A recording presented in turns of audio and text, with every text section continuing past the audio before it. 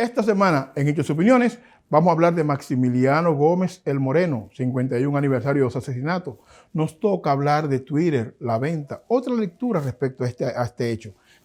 Hablar de la ciudad, cuáles programas nuevos hay, qué pasa con aquella modificación que redefinió los distritos. Vamos a tocar el tema.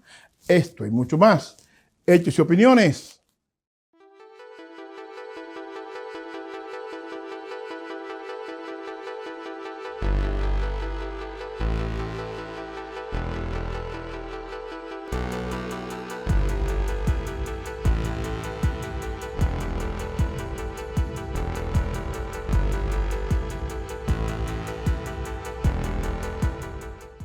Continuando con hechos y opiniones, vamos a conversar de la ciudad de Nueva York. ¿Y por qué? Bueno, vivimos aquí, nuestra vida impacta positivo o negativamente en la ciudad. Por lo tanto, los asuntos que tocan la ciudad nos conciernen. Y al estado de Nueva York. Y en esa dirección hemos visto una discusión interesante en el Consejo Municipal de New York City respecto al presupuesto del año 2023, que sería el primer presupuesto que administraría de manera completa el actual alcalde Eric Adams. Bueno, o más bien las decisiones políticas que se tomarán respecto a este presupuesto será de la responsabilidad absoluta del alcalde Adams, porque el presupuesto actual viene de la administración anterior de Bill de Blasio. Bueno, señores, los concejales, varios concejales de la ciudad, han estado preocupados porque entienden que la distribución proyectada del presupuesto es inequitativa. No hay justeza en la aplicación de los fondos para programas que tienen que ver con los barrios nuestros. Varios concejales de las zonas deprimidas de la ciudad están haciendo un llamado al consejo y al alcalde Eric Adams para que se replantee la inversión de recursos en la ciudad. Hablamos mucho de transformación, hablamos mucho de cambio, hablamos mucho de mejorar condiciones de vida de la gente de la ciudad. Pero eso, señor alcalde, se traduce en fondos. Se traduce en que esa voluntad y esa declaración de buenas intenciones que usted tiene y que tiene su equipo de gobierno debe traducirse en hechos a través de la propuesta presupuestaria. La forma en que la ciudadanía, va a entender de sus buenas intenciones y de su deseo de que las cosas mejoren en la ciudad, es traduciendo eso en inversión social. De ahí que nos identifiquemos plenamente con la queja y la demanda de diferentes concejales respecto a una inversión correcta, adecuada y atinada que equilibre la inversión social en la ciudad respecto a la gente, la inmensa mayoría de la gente que vive en los barrios nuestros que tiene condiciones de vida deplorables, alta renta, acceso limitado al seguro de salud, que es un tema que tocaremos acá a profundidad más adelante, porque realmente la gente que depende del seguro del Estado o de la ciudad, en este caso del Estado, el Medicaid, para sus asuntos médicos, le ponen una serie de trabas que en su momento tenemos aquí que hablar porque posiblemente es el seguro más deficiente respecto a tocar a profundidad temas de salud que mejoren las condiciones de vida de la gente que lo necesita. Pero el tema de salud lo tocaremos más adelante. En este caso, queremos referirnos al presupuesto. Es necesario replantearse con seriedad el asunto de los programas después de la escuela, los programas after school. Y es la ciudad la responsable de que esos fondos lleguen a tiempo y suficientes como para poder cubrir adecuadamente las horas que los niños después de clase cubren en los programas después de la escuela. Perdone la reiteración. Se hace necesario que la ciudad tome en cuenta en este presupuesto lo que respecta al cuidado infantil. La cantidad de padres y madres que necesitan salir a trabajar porque los ingresos de uno solo no cubren los gastos familiares, pero que no tienen suficientes recursos como para pagar un daycare, un cuidado infantil, porque lo que van a ganar trabajando fuera lo van a gastar pagando un cuidado infantil. Entonces es importante que en el presupuesto de la ciudad se contemple fondos suficientes para que los trabajadores y las trabajadoras puedan tener acceso a cuidado infantil sin que eso lo descapitalice, le saque del bolsillo los pocos recursos que ganan trabajando fuera de la casa. Los pequeños negocios, alcalde, necesitamos que tomen en cuenta los pequeños negocios. No es posible que los pequeños negocios sigan pagando unos impuestos tan altos de property tax, abusivos por demás, y poner en práctica, a propósito del nuevo presupuesto, aquella propuesta suya, alcalde, de no multar de antemano a un pequeño comerciante, sino darle una advertencia respecto a algún procedimiento incorrecto que haya cometido en su negocio, para que la corrija y que en una segunda visita verifiquen que la corrigió, y de no haberlo hecho, entonces proceder con la multa. Practicar eso. Sabemos que la ciudad tiene límites de recursos producto de la pandemia, que necesita recaudar, elevar su nivel de recaudación, pero no puede ser a esa costa. No puede ser a costa de los trabajadores y de los pequeños comerciantes. Hay que repensar, y esto es una sugerencia a los amigos nuestros en la alcaldía, sobre todo a los concejales que han pasado por este programa al cabo de este año. Es momento de pensar en la grande fortuna de la ciudad de Nueva York. Es momento de que el que más gana, más pague.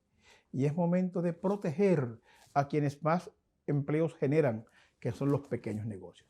Así que ese debate que tiene hoy el Consejo Municipal respecto a la aplicabilidad del presupuesto y que esa aplicación presupuestaria beneficie a amplias mayorías nacionales, a amplias mayorías de la ciudad, requiere tomarse en cuenta, y esperamos que el alcalde Eric Adams, su equipo de finanzas, avalen este reclamo, pero además que los concejales de los distritos más pobres de la ciudad se reúnan con sus constituyentes, vayan a sus distritos, no echen el pleito solo desde City Hall, vayan a sus distritos, explíquenle a la gente la importancia del presupuesto, explíquenle a sus constituyentes la importancia de que defiendan estas propuestas y cómo beneficiaría de manera directa a su distrito, para que ese diálogo horizontal entre el constituyente y el representante tenga un efecto positivo en las políticas públicas que intenta implementar el alcalde y la ciudad de Nueva York. Así que vaya a su distrito y converse con su gente, venga a estos medios y explique por qué usted como concejal está demandando mayor presupuesto para su distrito. Otro tema que queremos tocar y que nos place mucho tiene que ver con las leyes para deliberistas, y perdonen el anglicismo, el asunto de deliberistas, pero así lo contempla la ley que se aprobó en el estado del estado de Nueva York.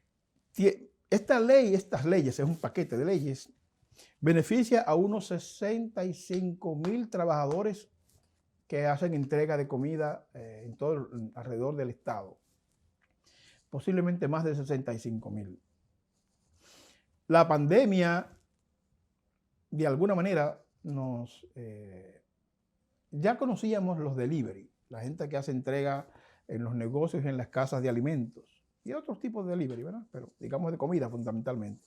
Pero con la pandemia este trabajo creció, este trabajo impactó, generó mucho empleo, producto de que, bueno, la gente tenía el temor de ir a los restaurantes, bueno, estaban cerrados en primera etapa, en segunda etapa tenía el temor de ir a comer, todo el rigor que implicaba entrar a un restaurante hasta hace poco, la mascarilla, la vacuna, etc. Eso permitió que se desarrollara de manera efectiva la entrega de comida o los deliveries. Bueno, el Estado aprobó un paquete de leyes que beneficia a estos trabajadores y nos alegra por ello.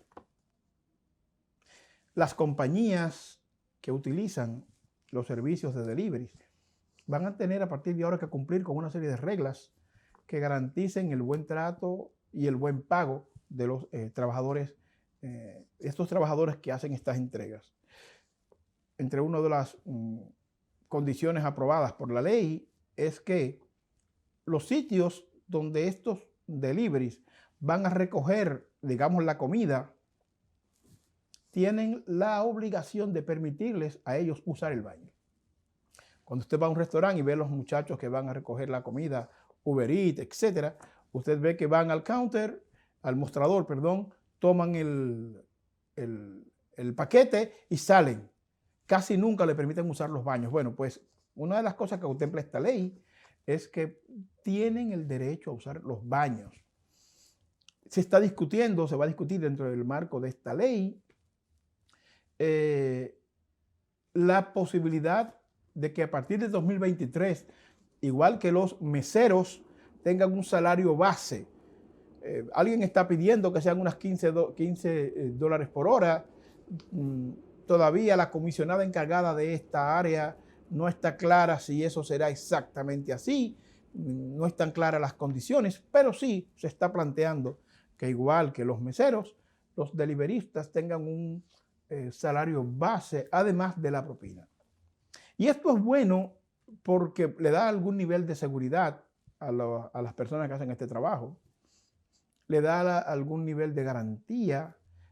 Ahora, a partir de ahora, la compañía que los contrate tendrá que decirles si hay que pasar puentes, si hay que pasar túneles, qué distancia tiene del lugar donde cogió la entrega a donde la va a llevar, si le conviene o no al delivery hacerlo, pero además, qué propina envuelve esa entrega. De suerte que el deliverista, y perdonen el anglicismo nuevamente, tenga la posibilidad de negarse a hacer el delivery o hacerlo. No tendría la obligatoriedad de hacerlo y no tendría sorpresas tomando largas rutas sin saber tener garantía, seguridad, temor a que lo asalten, etc. Nos parece importante e interesante por la salud de los trabajadores que estas leyes hayan sido aprobadas en Albany. Queremos felicitar en ese marco al director de la Oficina de Medios Étnicos, José Bayona, que ha estado trabajando junto con la comisionada de este Departamento de Protección al Consumidor y a los Trabajadores para que todo esto nosotros los conozcamos en detalle como comunidad, sobre todo porque en la comunidad nuestra hay una cantidad importante de hermanos que trabajan haciendo deliveries, ¿verdad? Haciendo entregas. Por lo tanto, es nuestro deber comunicarle a ustedes estas leyes, estos procedimientos. Vayan a nyc.gov y busquen información respecto a estas aprobaciones y a cómo les beneficia a ustedes como trabajadores por cuenta propia o en el futuro posiblemente empleados de algunos de estos restaurantes para entrega de comida rápida.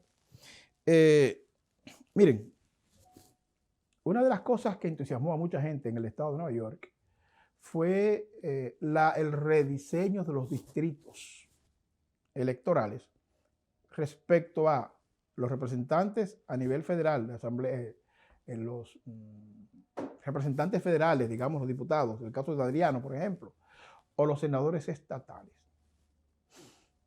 Esto se discutió, generó cierto avispero en la comunidad, en las comunidades nuestras, porque bueno, los distritos empezaron a cambiar de número, empezaron a cambiar de territorio a partir de lo que se aprobó en febrero del 2022. Pero resulta que un juez de la Corte de Apelación, en una decisión definitoria, dijo que no, que ese rediseño fue manipulado por el Partido Demócrata y que no debe ser implementado. Esto tiene varias consecuencias. Una de ellas, que las elecciones que estaban previstas para junio, las elecciones primarias, deben ser trasladadas por lo menos hasta el mes de agosto, lo que indica que todos aquellos que estaban envueltos en el proceso de primarias previstas para el mes de junio, eso se traslada posiblemente para el mes de agosto, más o menos 2 meses, porque ahora hay que preparar un equipo por órdenes del juez de la Corte de Apelación que tomó esta decisión, que supervise de forma adecuada este proceso. Habría que ver si obviamente al anular la redistribución de los distritos. Todo lo que se aprobó queda en cero. Por lo tanto, los números senatoriales que habían cambiado vuelven al punto anterior a febrero del 2022, a su número anterior, y las zonas que se habían redistribuido a nivel de representante federal también vuelve a punto anterior. Así que, digámoslo así, el distrito 31 del Senado estatal seguirá siendo distrito 31 y no 33 como empezó a promocionarse, y digamos que la ampliación la redefinición del distrito de digamos, Espaillat, que incluía una parte importante del Bronx, vuelve a la posición anterior. Todo vuelve a estar como antes de febrero del 2022. Así que es importante tomar esto en cuenta como electores, porque tendrá que verse la cara con su anterior representante federal o senador estatal. No se mueva, ya seguimos. Hechos y opiniones.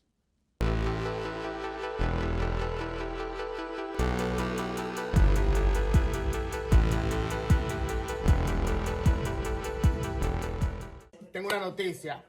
La única joyería en el área de Jersey, que tenemos 5 bancos, mi gente. Ahora tenemos 5 bancos. Quapay, Afterpay, CISO, Klarna y ahora me llegó Synchrony, mi gente. Tenemos un banco que nos da hasta $30,000, sin o con crédito. La única. Ahora mismo puedes pasar por aquí, buscar tu prenda sólida, $5,000, $10,000, no importa. Nosotros te la aprobamos hasta 3 años para pagarlo, mi gente. Tenemos los Shokers, Mónaco. Puedes pasar. Tiramos la aplicación, te lleva tu Cartier o te lleva tu Rolex a 3 años, mi gente. 3 años. Con o sin crédito. Puede hacer la aplicación desde su casa, no tiene que venir a la tienda. Y si quiere venir, pues con mucho gusto aquí lo recibimos. Gustavo Oro, 14 quilates.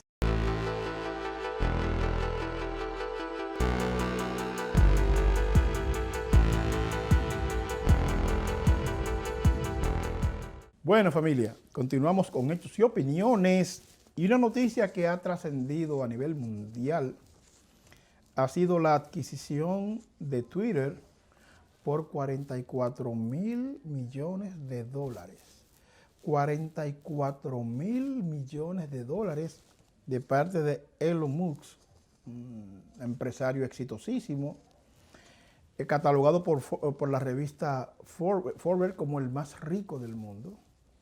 Dueño de Tesla, dueño de una compañía que ya está haciendo viajes espaciales como turismo, dueño de una compañía que está intentando desarrollar la tecnología entre la inteligencia artificial y la inteligencia humana. Una persona que a ritmo que va podría tener una influencia definitiva en el comportamiento humano en los próximos años y podría cambiar cosas que ahora nosotros no la podemos ver. Sin embargo, lo que más ha llamado la atención en los círculos financieros, en círculos intelectuales, en círculos económicos, es por qué una persona que no ha mostrado interés por asuntos, por las humanidades, digamos, no es un escritor, no es un filósofo, no es una persona que vea más allá del comercio propiamente dicho y la tecnología, se interesa por un recurso visual, un recurso tecnológico de la importancia de Twitter. Muchos dicen, pero ¿cómo es posible? Si Twitter apenas llega de manera activa y cotidiana a 217 millones de personas que diariamente lo utilizan, versus, de manera activa quiero decir, versus los miles de millones que usan, por ejemplo, Facebook. ¿Por qué se interesa precisamente por Twitter? Y hay algunas explicaciones que quiero compartir con ustedes. ¿Quiénes son los usuarios de Twitter? Intelectuales, medios de comunicación, personas que hacen opinión permanentemente. No que va, digámoslo así, a cosas triviales o necesariamente a chismear. Para eso está TikTok, de alguna manera Facebook. Twitter tiene otra naturaleza. Es donde se construye opinión pública. desde donde se intenta influir en el pensamiento de la gente, generando opinión. Y me pregunto, ¿acaso no querrá el nuevo dueño de Twitter ser el dueño de la plaza, desde donde tú das el mensaje, desde donde tú controlas a la gente, donde la gente es pasiva y tú eres el activo, el que está permanentemente emitiendo mensajes desde la plaza? ¿Acaso, partiendo de la importancia que tiene Twitter en la opinión mundial, no le interesará al señor Elliot,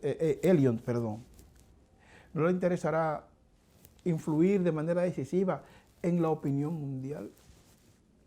En la guerra, la parte de la guerra, a propósito de Ucrania y de Rusia, no está en la guerra en caliente, en los tiros, está en la propaganda. Quien pierde la propaganda pierde la guerra. La Unión Soviética no se disuelve en el 89-90 por una guerra frontal, se disuelve porque perdió la guerra de propaganda frente a la maquinaria de Occidente. Fue la parte fundamental que hace que Rusia de un día a otro se disuelva sin tirar un solo tiro.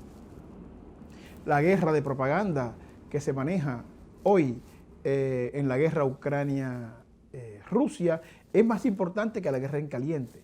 De ahí que los medios occidentales dicen su verdad y los medios orientales, orientados por Rusia, dicen su verdad. Se dice que en la guerra la primera víctima es la verdad. Entonces, partiendo de estos criterios, el nuevo dueño de Twitter le interesa hacerse dueño de la plaza, le interesa aumentar o controlar su influencia en el mundo a través de este instrumento. Partiendo de su acercamiento, su cercanía, con los sectores conservadores y la posibilidad de que el expresidente Trump regrese a Twitter, que está vetado de por vida, pero regrese a Twitter por, digámoslo así, la simpatía no dicha del nuevo dueño de Twitter con el expresidente, ¿provocaría esto un éxodo, una salida masiva de liberales de Twitter? Todas estas son cosas que están por verse.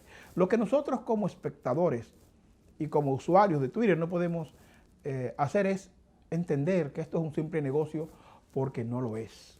Esto tiene un propósito mayor que todavía no se puede establecer con claridad, pero definitivamente tenemos que estar muy pendientes, porque posiblemente las prácticas de las fake news van a duplicarse por mucho a raíz de que los conservadores tengan el control de este importante instrumento de comunicación. Ya regresamos.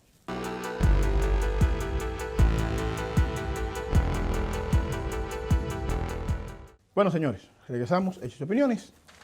Hubo unos hechos en República Dominicana, pasado reciente, que bueno, motivó editoriales, comentarios en diferentes medios, posiciones a favor y en contra, y fue la huelga regional convocada por organizaciones populares en las 14 provincias del Cibao. Estas protestas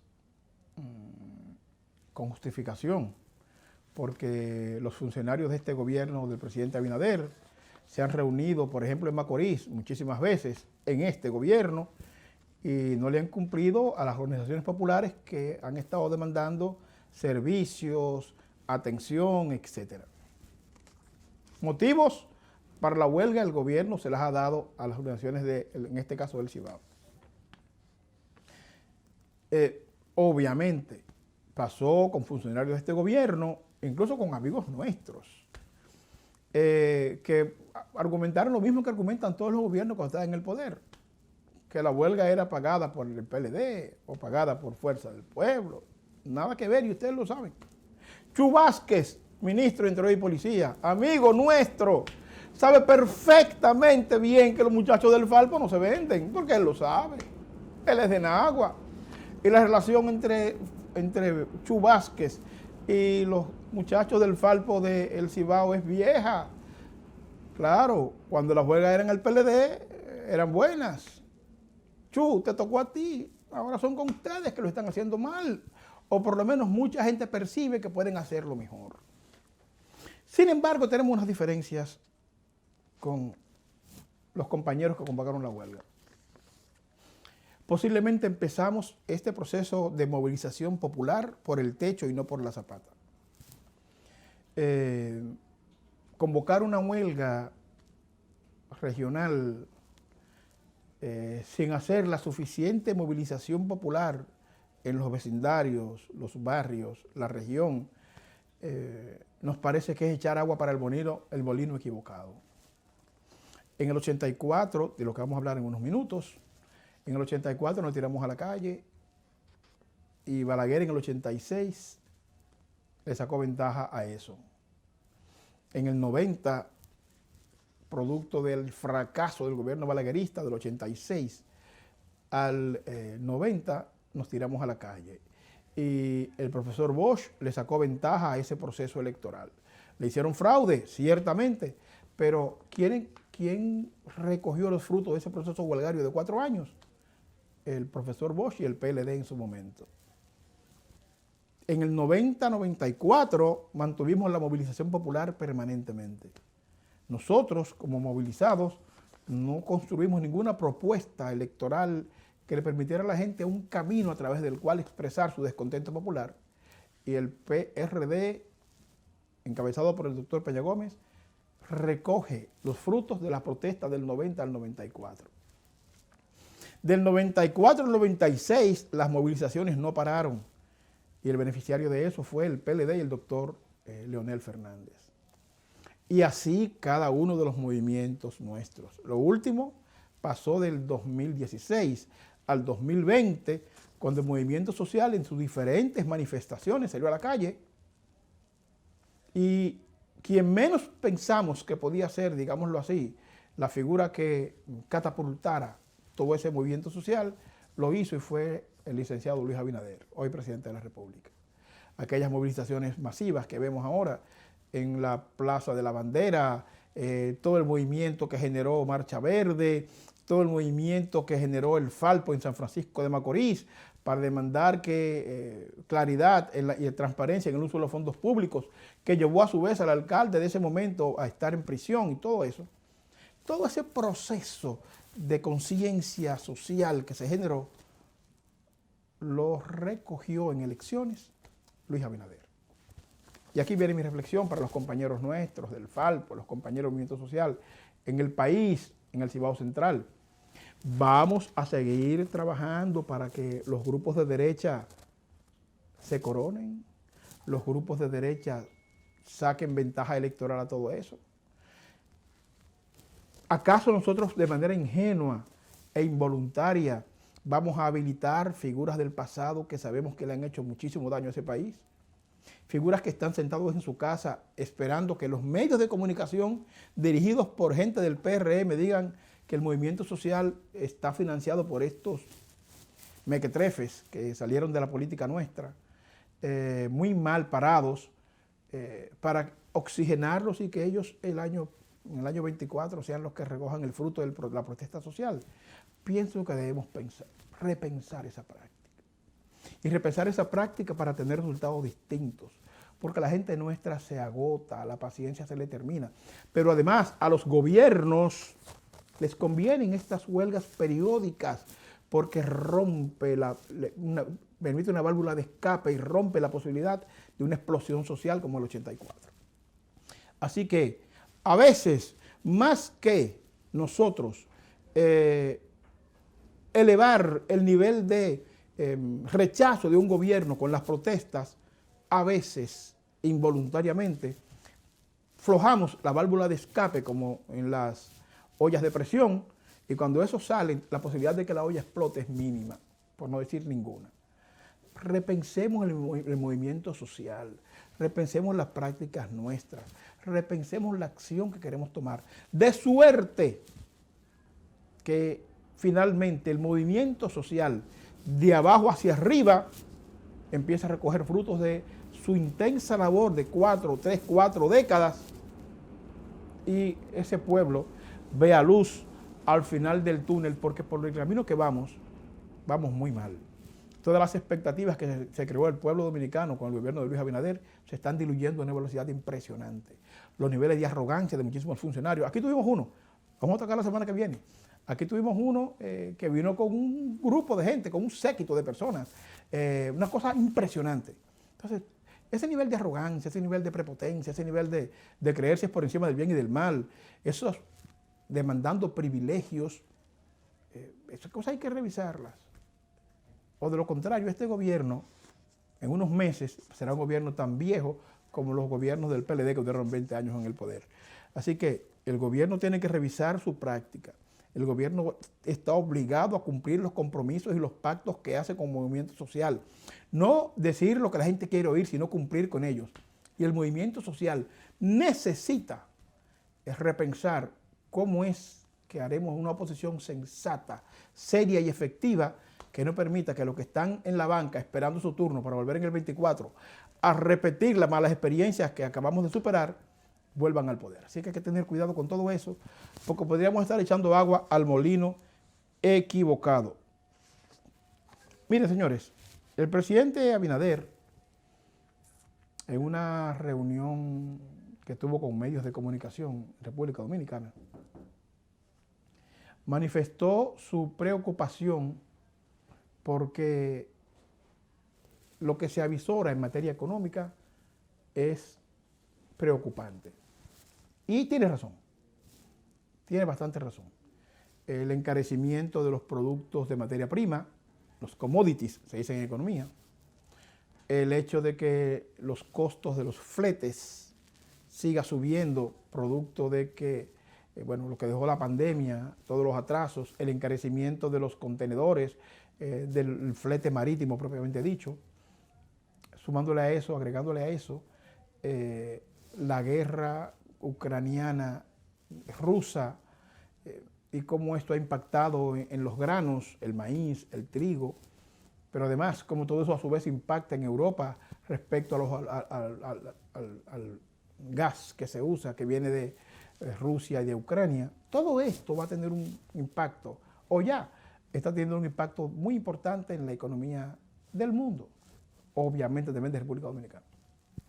Bueno, frente a esa situación que no podemos negar, el presidente Abinader ha manifestado seria preocupación del futuro nuestro en lo inmediato. Pero presidente, usted es el presidente, las decisiones se toman en el Palacio y usted está para eso. Esas preocupaciones hay que traducirlas en políticas públicas, no dejarlas en la preocupación per se, traducirlas en políticas públicas, en prevenir cosas. Es difícil un país que depende del exterior para casi todo. Aunque nosotros tenemos poder, por ejemplo, para poner un ejemplo, producimos, digamos, pollo.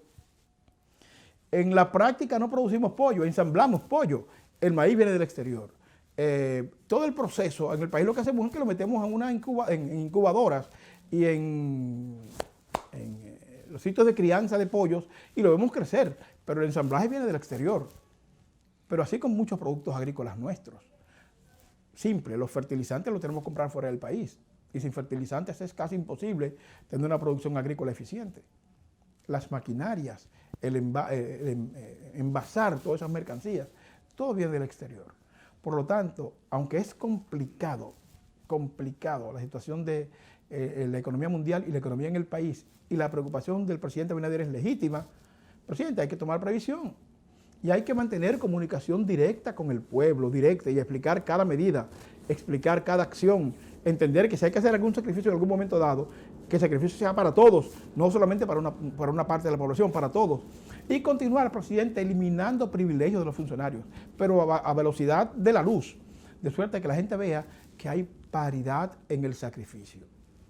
Hay comunicadores que dicen que bueno, pero ¿qué sacrificio, qué impacto puede tener en la economía nacional el hecho de que a alguien le quiten una tarjeta de crédito que le cubre sus viajes al exterior, seguro en el exterior, que pueda consumir con su personal sin límite en cualquier restaurante? Claro que eso tiene un impacto, porque si es a comer arroz con huevo todos, es arroz con huevo todos.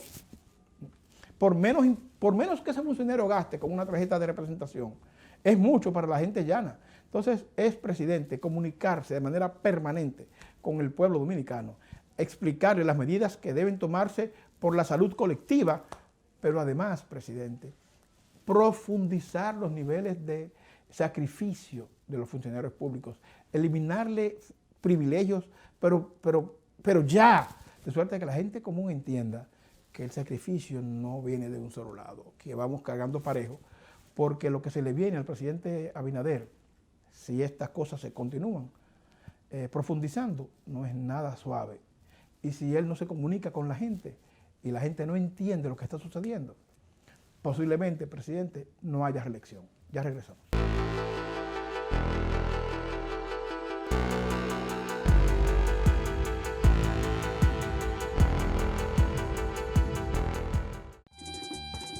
Si quieres que tus envíos de paquetes a redes, si quieres que lleguen seguros, si que lleguen de una vez, llévate de mi consejo, mi familia oye bien, siempre hago mis envíos por Salcedo Cargo Express.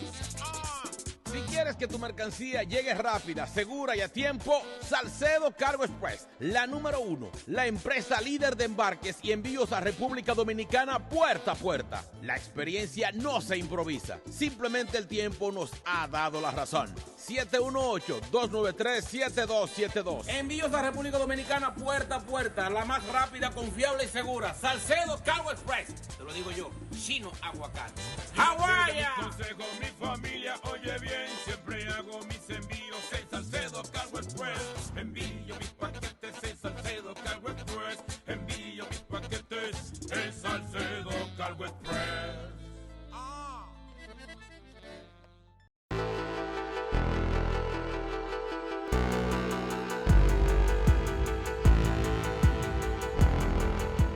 Regresamos, hechos y opiniones.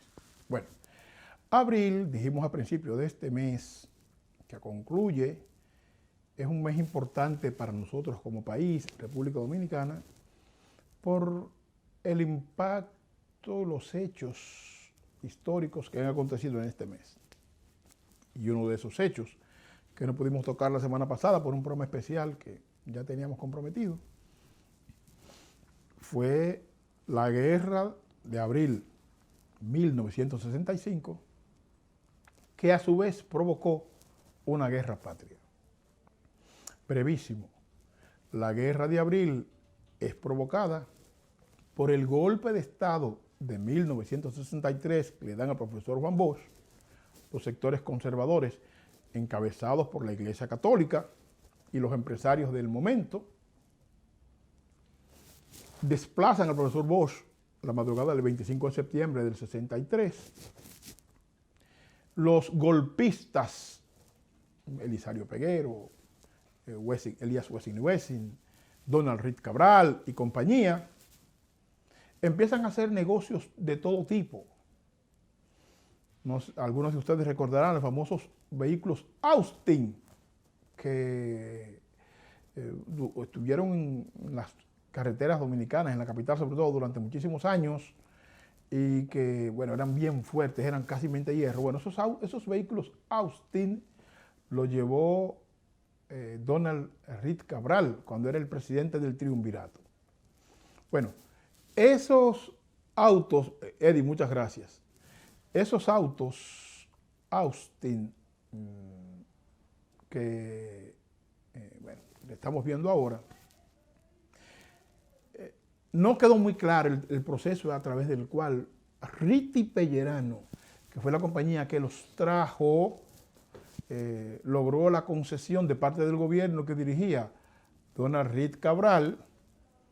El asunto es que, en efecto, llegaron los vehículos y se hizo un buen negocio, pero además, la queja de los militares serios, entre ellos el comandante Fernández Domínguez, Rafael Fernández Domínguez, respecto a los negocios que estaban haciendo importantes jerarcas militares de la época del gobierno de Reed Cabral, con la comida, con los uniformes, con las botas en las Fuerzas Armadas. Y por otro lado, Belisario Peguero, que era jefe de la policía, con también la comida y el habituallamiento policial, generó un malestar muy fuerte y un grupo de militares encabezados por don Rafael Fernández Domínguez, el coronel, el 1000 veces glorioso coronel Fernández Domínguez, empezó a conversar con otros oficiales de su rango para ver qué se hacía frente a los desmanes que estaban haciendo estos abusadores que estaban disponiendo de los bienes públicos. Estas conversaciones duraron promedio 2 años. Camaño se enrola en estas conversaciones junto con su primo Claudio Camaño. Y estas conversaciones dan como resultado el alzamiento del 24 de abril de 1965. Alzamiento que proclamó el entonces joven José Francisco Peña Gómez en una alocución por Tribuna Democrática que movilizó la conciencia nacional el 24 de abril.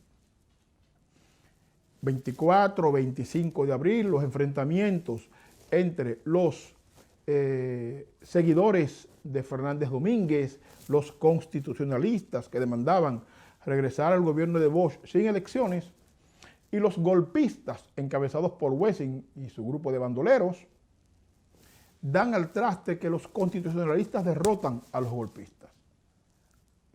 Sale Donald Reed del poder. Y producto de ese proceso, y viendo la embajada norteamericana en el país, la derrota de los golpistas auspiciados y protegidos por la embajada americana del momento, deciden, junto con un general de muy mala recordación, apellido Benoit, llamar a las tropas norteamericanas que llegan al país el 28 de abril de 1965. A diferencia de lo que el embajador norteamericano de la época creía, que los militares dominicanos y el pueblo dominicano bajaría la guardia por la llegada de las tropas norteamericanas, es donde el comandante Francisco Alberto Camaño Deñó, el Román de Caracoles, se para en 2 patas y dando un golpe en la embajada americana, dando un golpe en un escritorio, dijo una mala palabra propia de nosotros los dominicanos, mandó al carajo al embajador norteamericano y salió de ahí a pelear para el puente Duarte el 27 de abril de 1965. Cuando llegaron las tropas el 28, Camaño estaba en la calle junto con su gente defendiendo ese pueblo y defendiendo la dignidad del pueblo dominicano. 42,000 marines no fueron suficientes para doblegar a ese pueblo. Y aunque la guerra no logró expandirse, producto del cerco militar que tuvieron la invasión norteamericana en la zona constitucionalista, no es menos cierto que tampoco pudieron derrotar a los que levantaban la dignidad del pueblo dominicano. Todo ese proceso en donde nosotros como país demostramos que, bueno, éramos muy pequeños, era un pleito de David contra Goliat, no era suficiente para doblegarnos, permitió el engrandecimiento de uno de los héroes más importantes del siglo XX, que es Camaño Deñó. Pero en el 84 se repitió la experiencia a otro nivel. El gobierno de Salvador Jorge Blanco aprovechó que la gente salió de vacaciones de Semana Santa y en un acuerdo con el Fondo Monetario Internacional decide aumentar los productos de primera necesidad, se decide subir el dólar, triplicar el valor del dólar en ese momento. Cuando Jorge Blanco estaba en el poder, el dólar estaba como a un peso como con 40 centavos promedio. En el 84 lo pusieron a 3 pesos por $1, una cosa horrorosa. Se activó por primera vez lo que hoy allá en Dominicana llamamos ITEVI, lo que encareció los productos de primera necesidad. Y Jorge Blanco lo hizo en Semana Santa, esperando que, como la gente estaba en proceso de bañarse, de botar el golpe, olvidara, no sintiera el golpe de la inflación. Sorpresa, la gente regresó de las playas el domingo y el lunes la gente se tiró a la calle. Se dice, el profesor Bosch dijo en el 84, que ahí hubo una matanza promedio de 300 personas. El PRD no ha rendido cuentas por las matanzas del 84. y muchos de los hijos de la gente que participó en esa matanza ordenando que el ejército saliera a la calle a tirar a la cabeza, hoy están en este gobierno. Escucho al que era entonces consultor jurídico del Poder Ejecutivo, el doctor Emanuel Esquia Guerrero, como muy distante de esos hechos. Tal vez Esquia Guerrero no participó de manera directa, pero era el consultor jurídico de ese gobierno. Escucho a Bernardo Vega, economista, distante de esos hechos, pero fue esa gobernación, siendo el gobernador del Banco Central, que decidió asumir las recomendaciones del Fondo Monetario Internacional y aumentar los productos de la canasta básica. Así que aquí hay responsabilidades compartidas y es bueno que nosotros no solo recordemos abril de 1965, que volvamos a condenar la invasión americana de 1965, sino que no olvidemos a los caídos abril 1984 y los responsables de eso. Ya regresamos.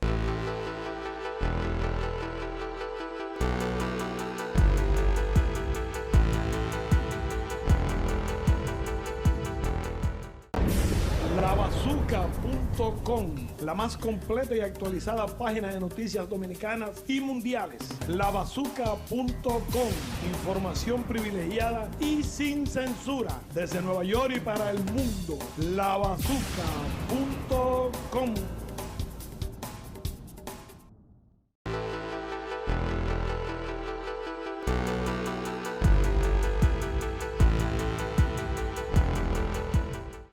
En el colofón del programa queremos tocar un tema que a nosotros nos parece importante para la historia reciente del pueblo dominicano.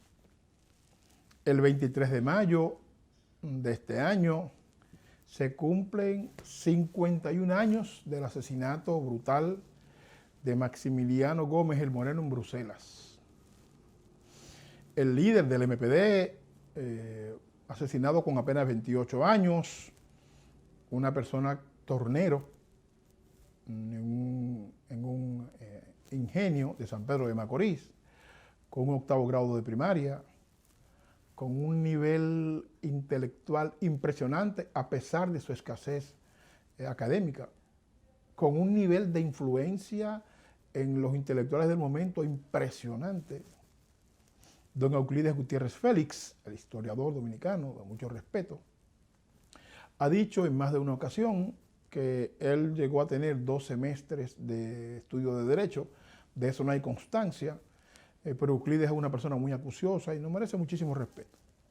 Pero bueno, el asunto es que a propósito de los 51 aniversario del asesinato del Moreno en Bruselas, un grupo importante de MPDistas, ex-MPDistas, personas que conoció a Maximiliano, personas que compartieron con él o que siguieron su pensamiento a pesar de no conocerlos, ha decidido reunirse en la capital del país el 22 de mayo de este año para recordar a Maximiliano Gómez, para plantearse el pensamiento del Moreno.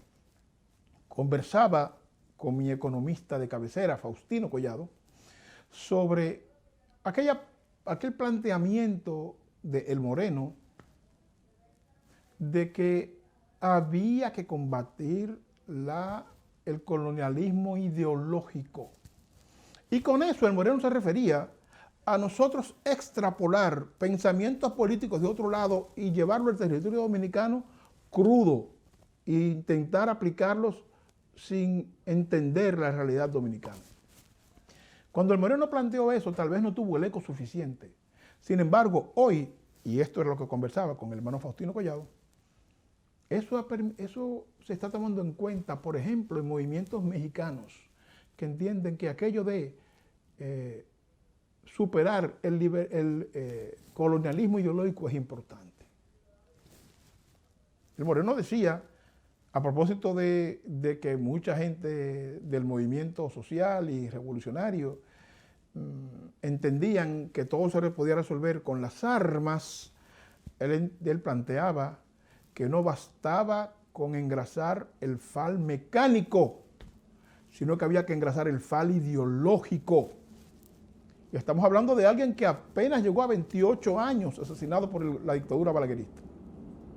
Entonces, hay un equipo de gente planteándose este evento para el día 22 de mayo en República Dominicana. Y eso ha movido sectores que uno no pensó que llegaría a tocar. Pero además, han salido testimonios de MPDistas asesinados por la dictadura que posiblemente ni siquiera el partido tenía constancia de sus muertes.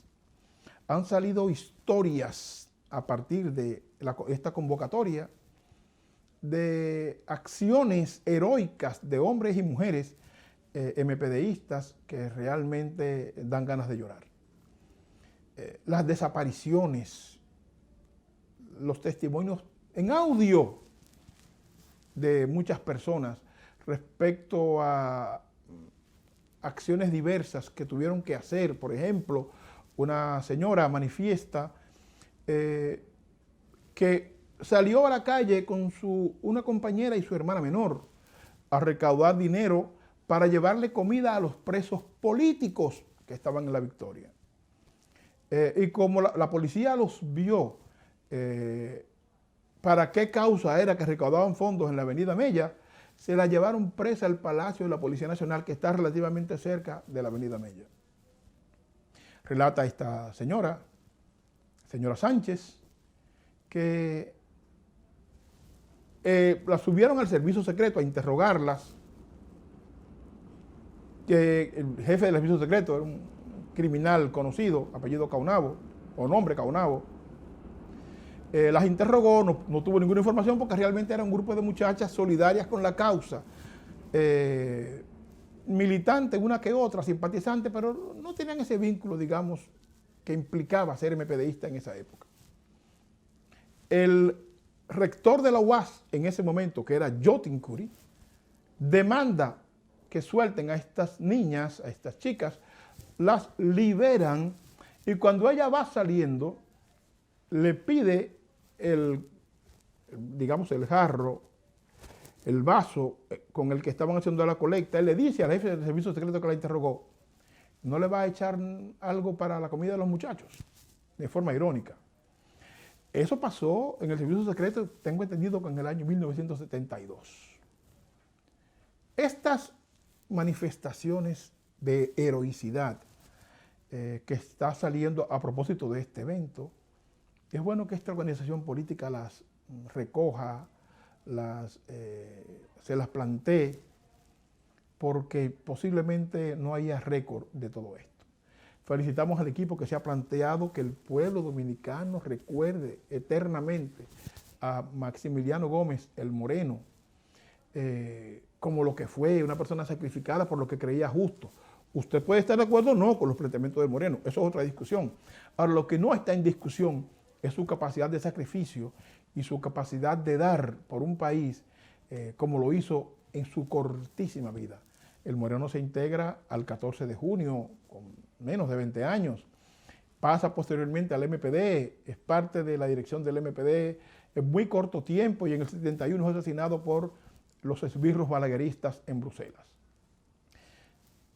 Es importante para el pueblo dominicano entender y resaltar el valor y la memoria de sus héroes, porque sólo así construimos patria. Señores, un placer que estén con nosotros. Agradecidísimo de que nos acompañen. Y la semana próxima hay muchísimo más Hechos y Opiniones.